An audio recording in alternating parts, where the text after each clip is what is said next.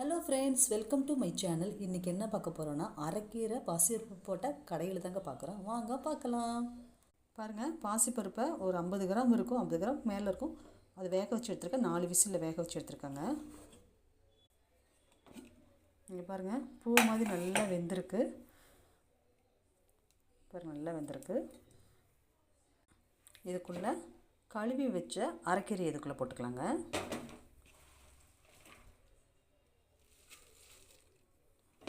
அது ஒரு 5 நிமிஷம் வேகட்டுங்க.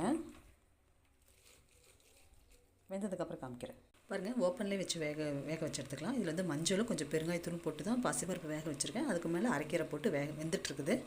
நல்லா வெந்ததுக்கப்புறம் உங்களுக்கு பார்க்கலாம். பாருங்கள், நல்லா வெந்துருச்சு. பச்சை பசேன்னு இருக்குது. ரொம்ப நேரம் வேக விடாதீங்க, அது வந்து கலர் மாறிடும்.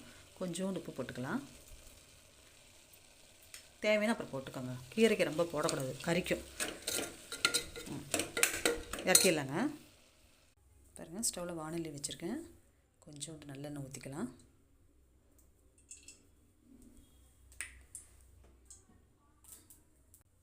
நல்லெண்ணெய் சூடாயிடுச்சு.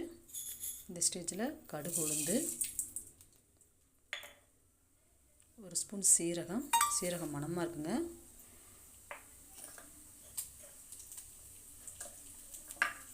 மூணு பல்லு பூண்டு,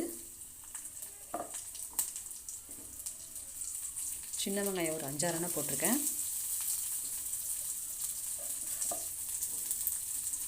பெரிய வரமிளகாய் கிள்ளி வச்சுருக்கேன் 2. கொஞ்சோண்டு கருவேப்பிலை. நல்லா முருவலாக வதக்கிக்கலாங்க. பாருங்கள், முருவலை நல்லா வறுத்துச்சு. இந்த கீரைக்குள்ளே போட்டு ஆறுனதுக்கப்புறம் அரைக்கலாங்க.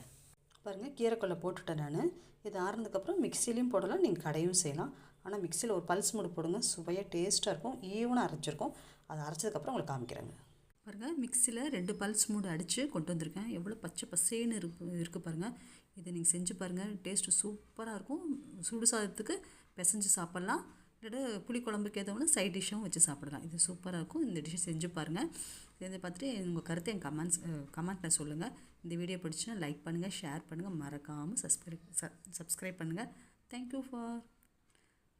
தேங்க்ஸ் ஃபார் வாட்சிங்.